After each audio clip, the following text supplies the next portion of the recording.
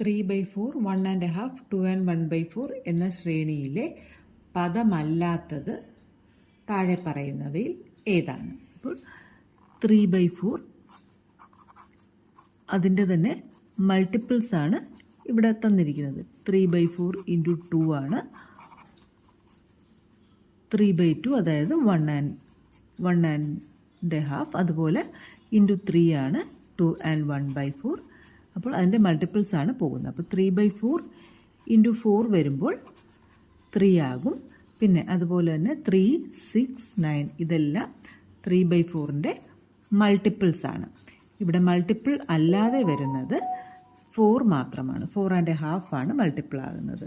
3/4ൻ്റെ multiple അല്ലാത്തത് 4 ആണ്. അപ്പോൾ 4 ആണ് താഴെ പറയുന്ന ശ്രേണിയിലെ പദം അല്ലാത്തത്. ബാക്കി 3, 6, 9 എല്ലാം അതിൻ്റെ മൾട്ടിപ്പിൾ ആണ്.